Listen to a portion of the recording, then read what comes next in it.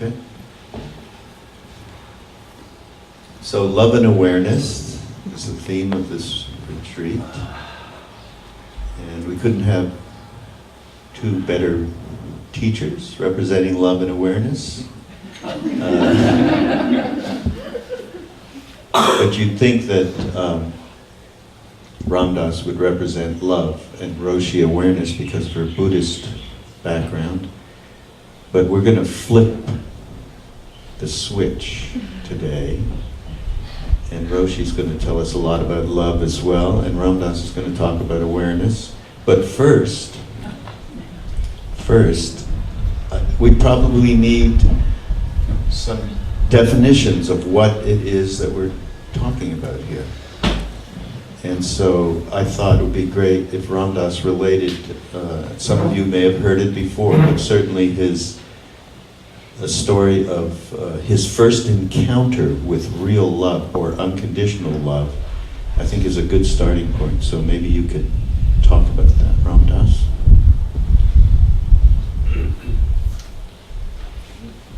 Hold that for there.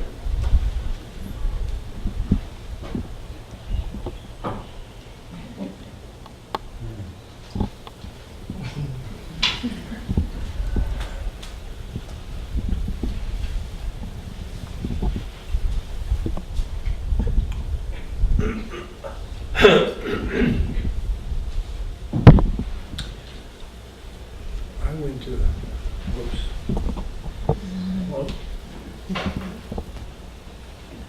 Hello? You're loud. Thank you. Just checking.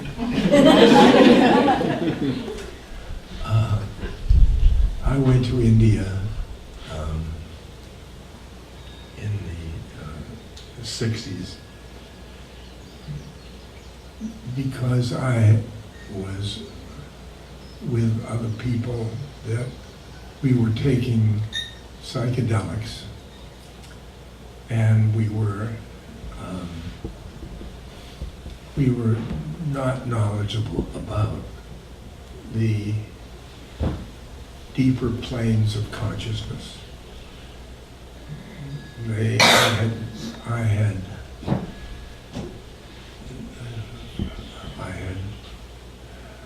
studied psychology, and that didn't give me anything about my heart.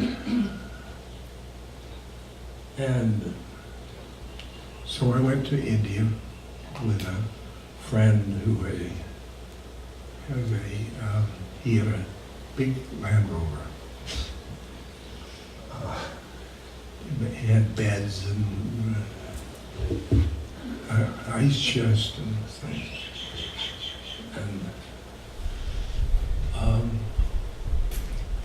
And we started from Tehran, and then we went through Afghanistan and all those things, and ended up in Kathmandu,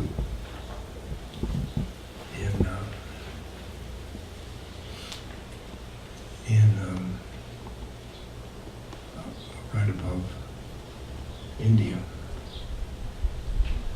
And I had wanted to see India, but we hadn't really done it.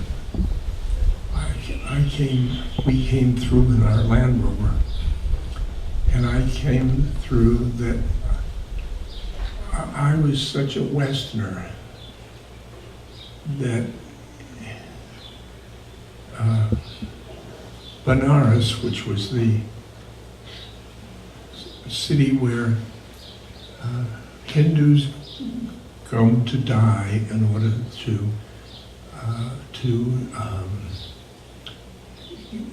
so that Shiva will take them to realms of his,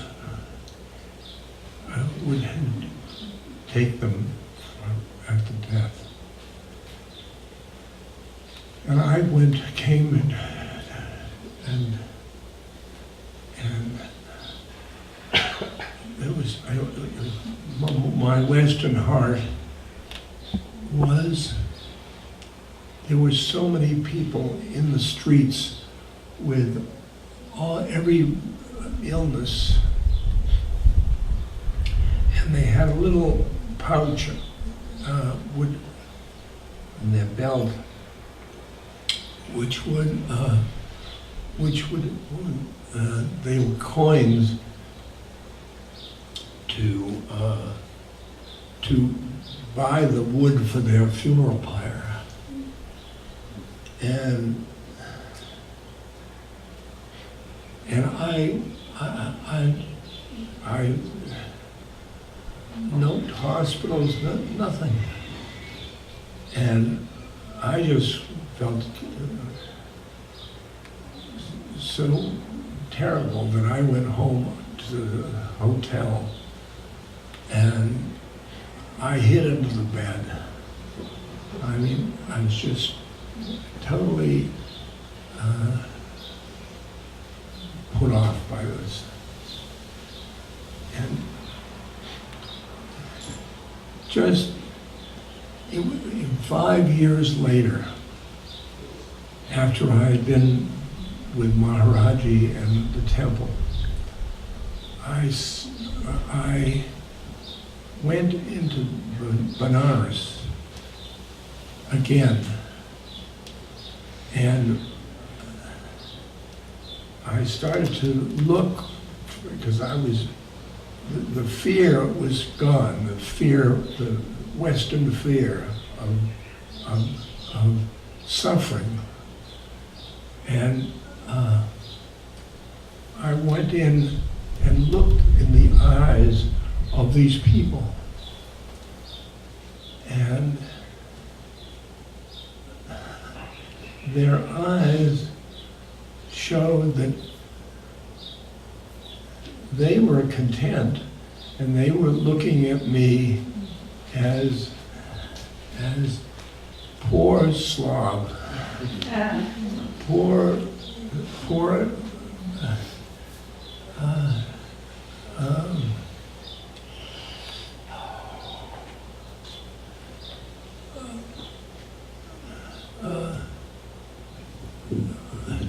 like I was living, I was all,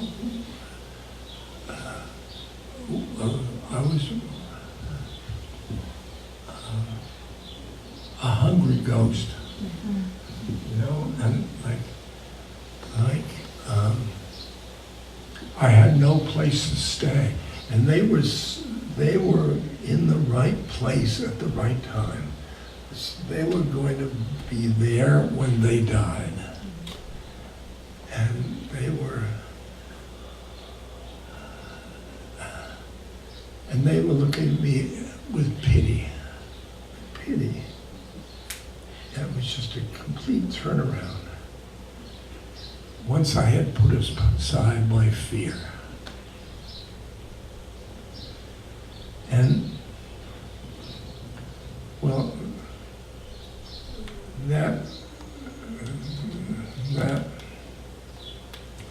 so we had gone out to Kathmandu after that, and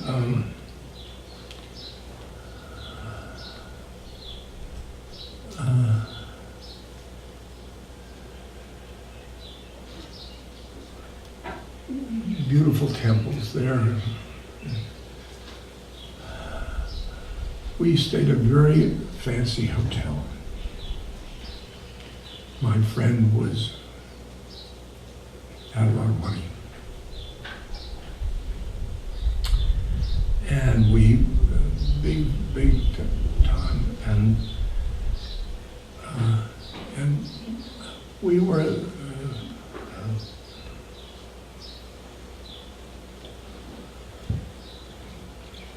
we stayed,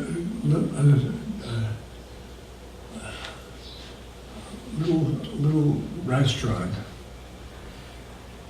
the Blue Tibetan.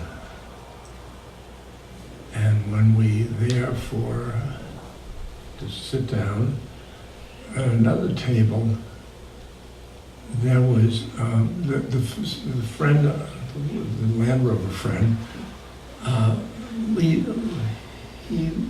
he had to go on to, he wanted to go on to Japan and meet Alan Watts. And, but I felt I hadn't finished with India. And this Westerner, he was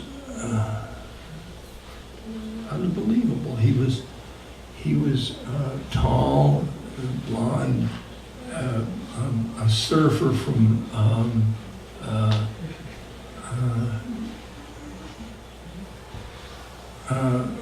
Southern California, and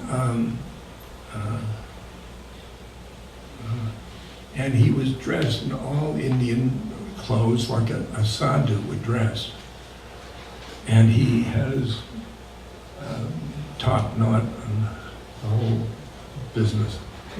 And I mean, he intrigued me because he obviously knew something about India.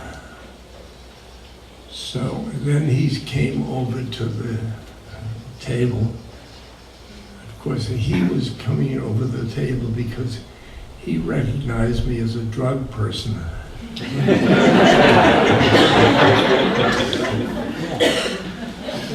And he wanted some. So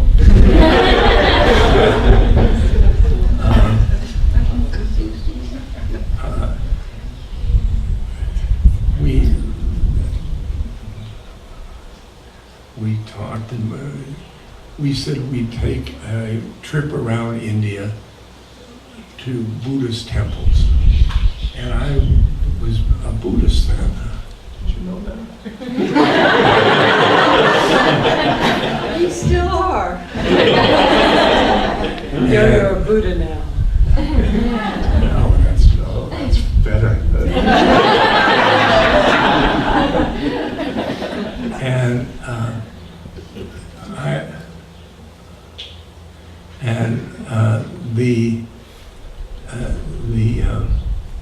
We started around Buddhist temples, and we were walking, and he wouldn't let me wear shoes, which was my blistered feet, and we had to beg for our food, and I wore all dhoti, and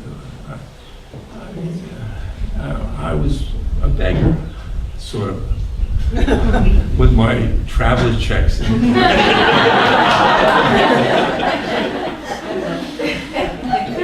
But he showed me how to sit and look and hold up my hand for begging. And so we were going on this nice adventure, and he received a letter from the Indian government saying that he has stayed too long. He's been years in India, and they wanted him to leave India. And so he came and he showed me this letter, and he said, the only person that can turn around this thing is my guru. My guru in the Himalayas, up in the mountains. And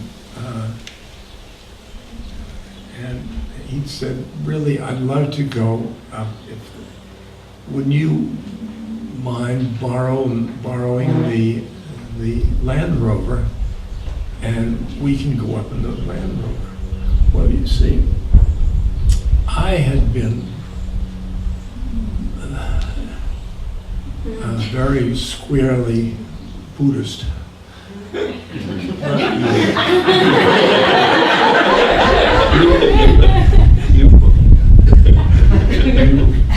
My stereotypes of Buddhist, you completely altered. Something else altered you. And So he said, we're going to Hindus guru. Well, about Hindus, my God, they were too many gods and goddesses, and then they were calendar art, like calendar art, and they blaring loudspeakers at the temples, and gurus. Oh, I was a psychologist, and I said, well, all right, I'll go because I want to protect the Land Rover, because I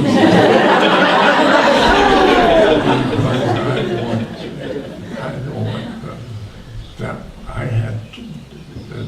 I had borrowed the Land Rover, and so we started on this trip, and about a day short of the final destination, we were staying in the house, and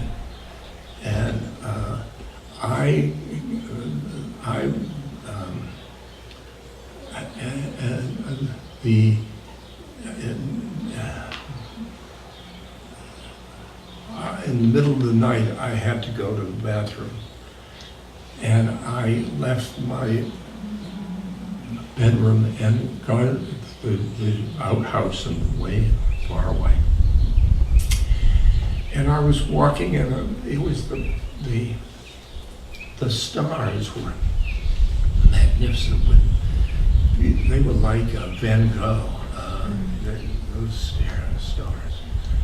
And I just looked at the stars, and I thought of my mother, which was very weird for me to think about my mother from at that time. She had died 6 months before, and so I thought about her mother, my mother up there, and I continued to walk, and then I burst out laughing because I was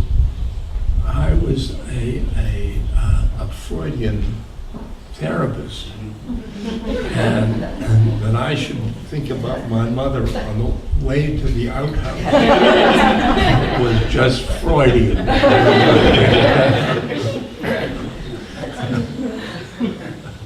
And so, but I only thought of my mother, me, split second, and then we went on and drove up to this temple, little side of the road, a small temple, and immediately there was a crowd around the temple, around the Land Rover.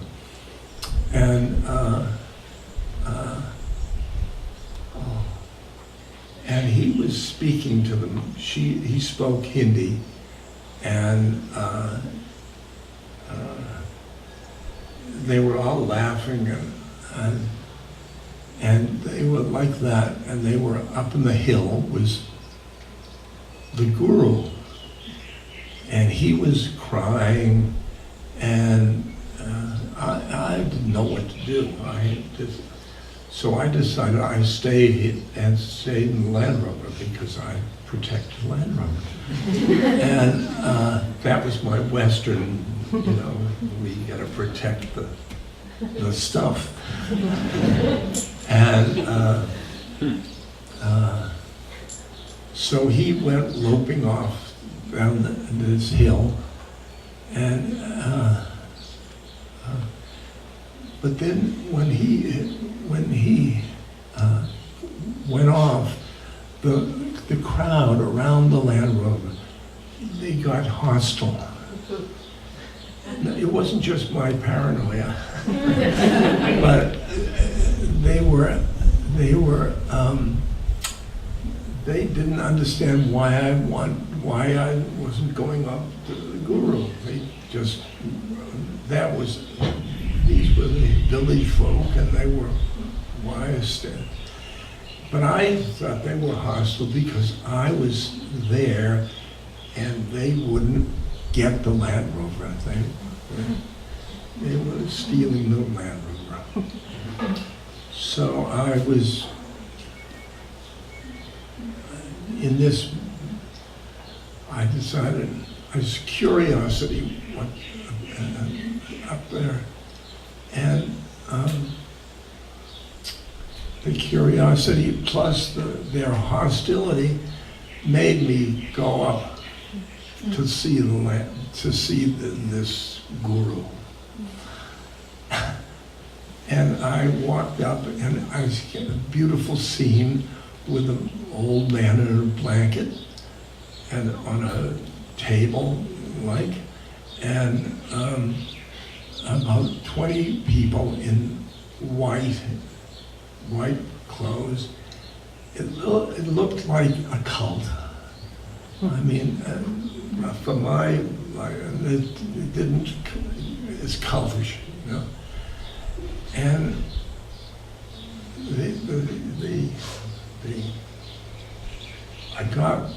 I wouldn't bow or hold my hands in pranam or anything. I just had my hands in my pockets and my jeans. And then this old man, I was about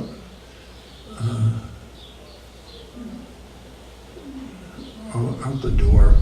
We were very close. I was close. And this Bhagwan Das, this I was traveling with, he was done to pranam on his stomach, his hands touching this man's feet, this old man's feet. And I'm not going to touch this, I don't care what. I'm not going to touch his feet, that's just baloney. And just this man, the old man, pointed at me and he said, that's my interpretation of Hindi. And the fellow, one fellow that knew English said, Baba wants to know if you came in a big car. Of course, that was the thing. I was, where, I was stealing the Land Rover. And I said, yes, I did, yes.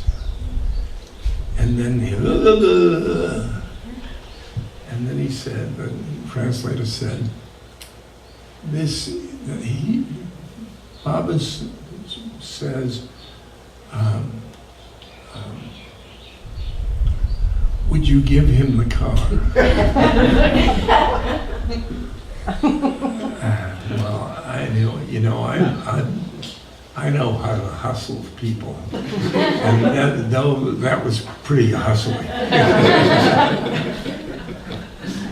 Pretty hustling. And Bhagwan Das jumped up and he said, Maharaji, you can have it. And I was steaming, absolutely steaming, but they were all laughing at me. They were laughing at me. And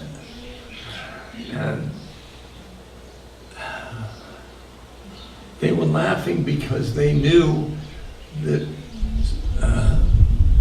Maharaji never asked for anything except an apple or something like that. He ever asked for anything. And they knew that he was putting me on. But I didn't know that.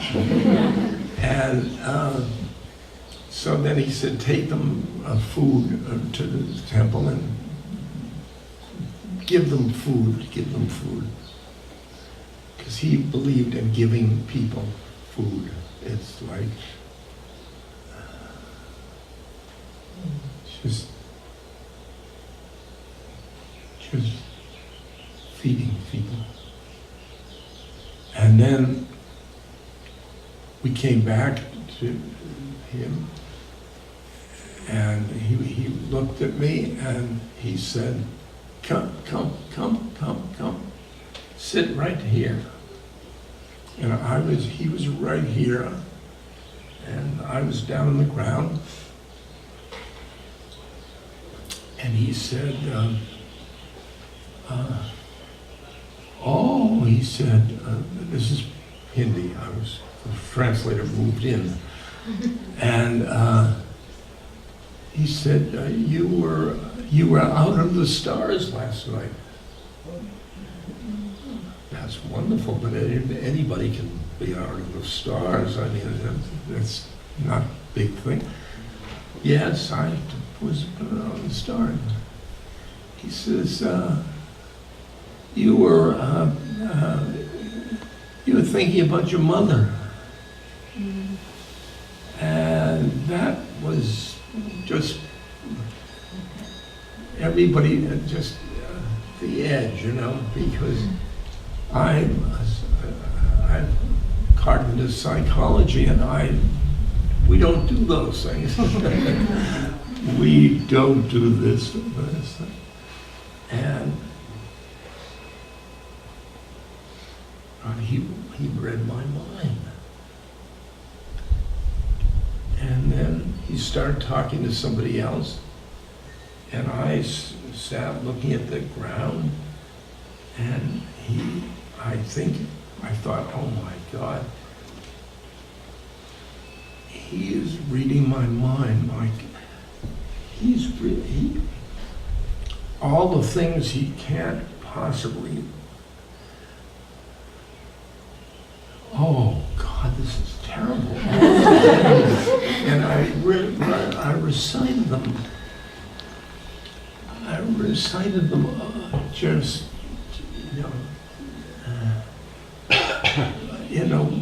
about a list of them that people would not love me, just about those things. And I got so embarrassed. I was just terribly embarrassed. And he was right here. And so then back, he looked up. I looked up into his eyes, and he was looking at me with unconditional love. Unconditional love.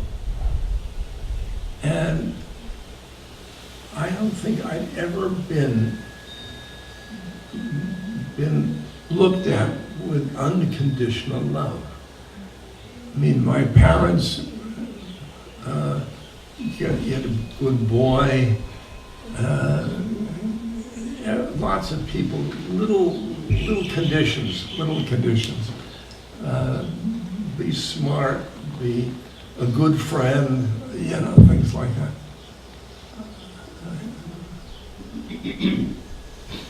And he looked at me, and everything I thought he loved, and I just was bathing in this love.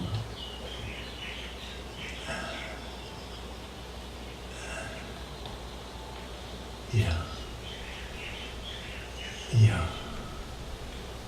That's my beginning introduction to spiritual love. Unconditional love. And I understood,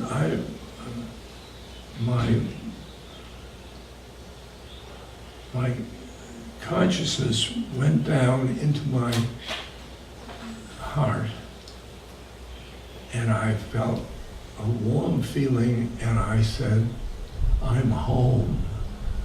I'm home. This is what home is about. I was home. And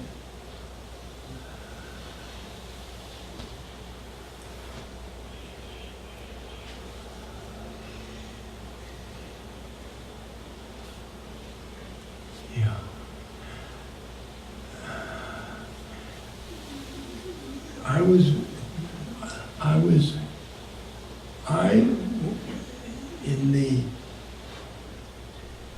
At that time, I had my airline ticket to New York in my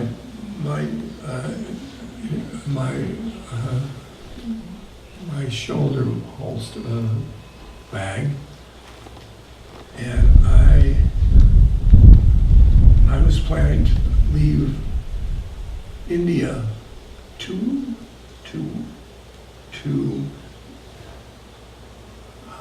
days, but then I stayed in India for 6 months. 6 months. 2 days versus 2 months coming back to the families,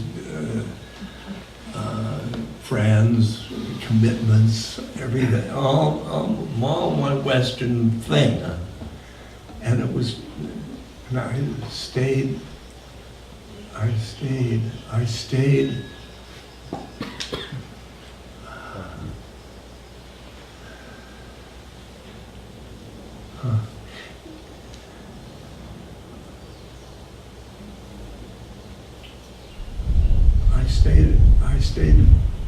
with him.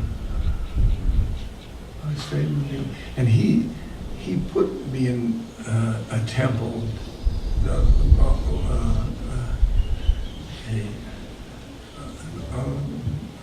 very,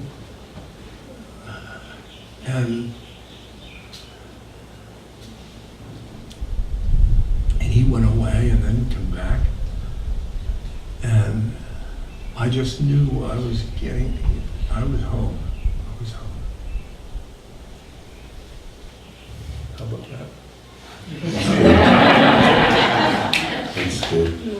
One other thing when Maharaji said, you were thinking about your mother when you were out under the stars, the thing he said after that, which is relevant to me, as I'll explain to you, is your mother died of spleen. Yeah, In English, she went spleen. That wasn't translated. yeah, And then Ram Dass fell down from that and started crying. I mean, he just fell apart then. And then it was, so that little interlude, that little bit, so when he came back to America after that, and he told this story, the first person to hear it was Rameshwar Das, who's here somewhere. Right over there. There he is. Amongst other people, and myself, a year or so later, when we heard that story, and when he came to the point where Maharaji said that, and Ram Dass just fell apart and just weeping, we got that unconditional love thing transferred to us from Maharaji. We didn't know it at the time, but that all got transferred to us, and we experienced that same unconditional love. And the power of that transfer, goes on to this day without Maharaji having to be in a body, as many of you obviously know. And so that love is what we are talking about here. And I just want to, do you want to say something else, man? yeah. One of our Guru brothers, Oh yeah, this is good. is a doctor, Dr. Larry Brilliant, And he's an epidemiologist. And he said, when you come before Maharaji, he said, I came and I looked at him and he said, he was a saint, you know, he loves everybody, you know. But he said, when I just sit there in front of him, I loved everybody. I loved everybody. I looked around and everybody I loved. Now you can hear the transmission from heart to heart. This is the way this spiritual love comes from heart to heart. When the Rameshwadas, you, heart to heart.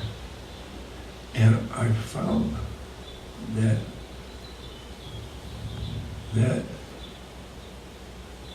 I could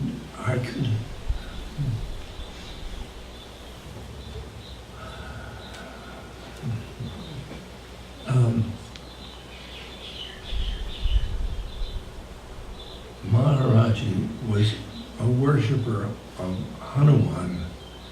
It's the monkey god in Hinduism.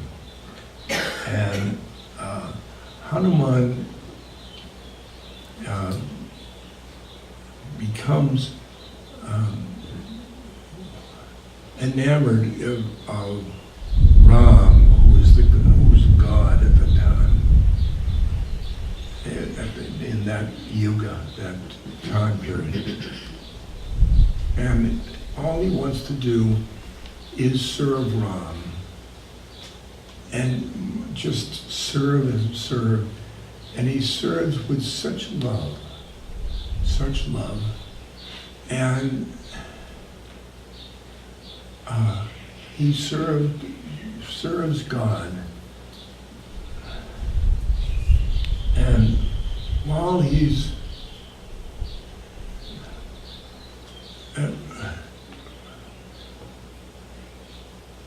Raam says to him,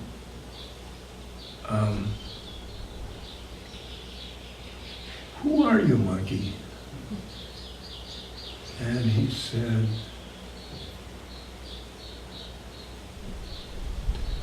when I don't know who I am, I serve you. When I do know who I am you.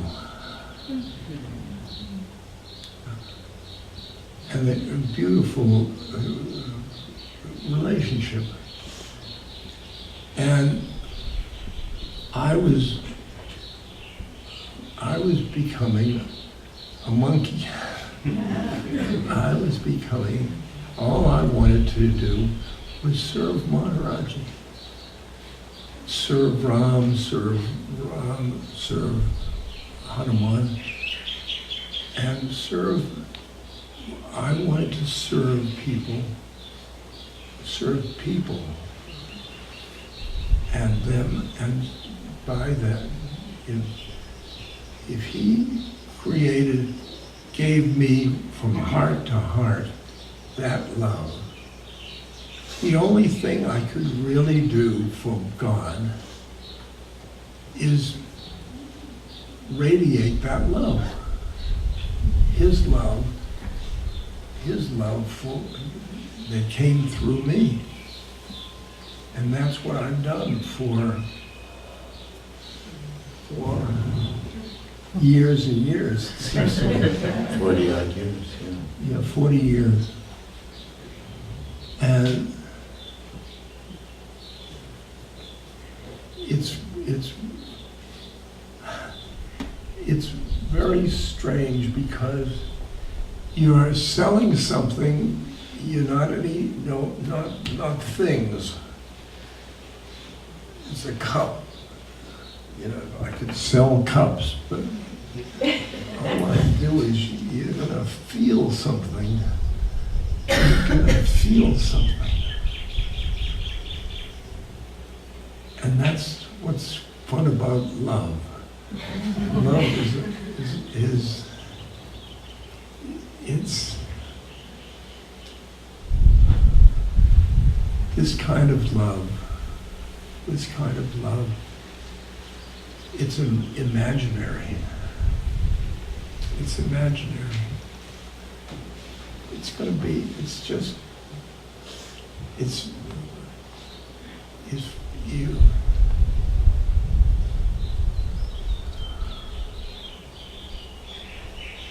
Yeah. You know,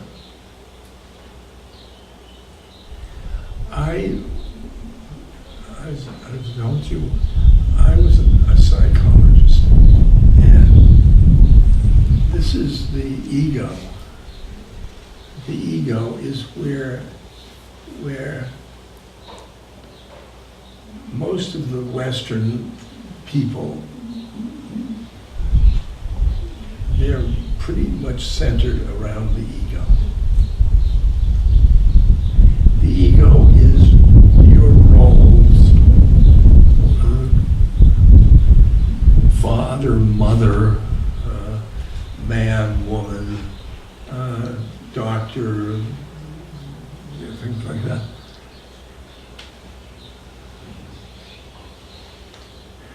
And the ego is who we think we are. It's up here. It's who we think we are. And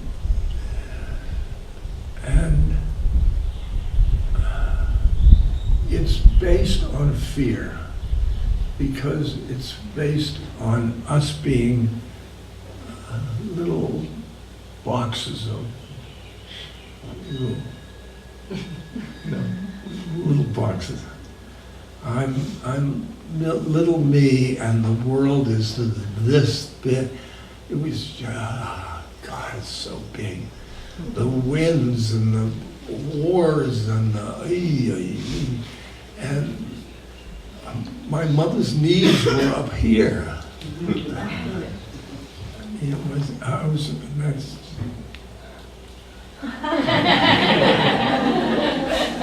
So then I transported down to my spiritual heart. And I decided, it's grace. It's grace. Grace, and I was looking at the world from here, not here. I looked at the world and I loved everything. I loved everything. Just not everybody, but everything. I mean, I was, look at the walls. Oh my God. And they were manifestations of the one. The whole world it was just like being in an ocean of love. And I said, ego-wise, I said, I can't do that. I can't do this, because that I'm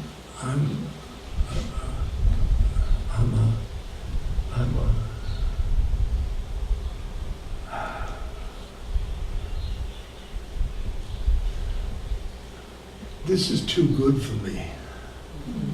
This is too good for me. The ego. This is too good for me. And then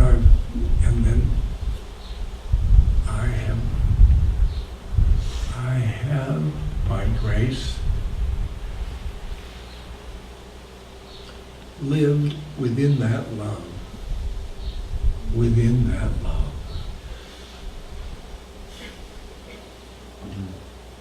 In that love without seeing love. And there's one more stage, one more plane of consciousness. It's being love. From seeing love, being love. And when you go like being love, you radiate love. You radiate love. And it's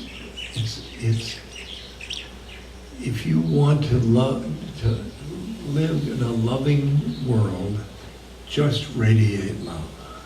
You would do it first. You do it first.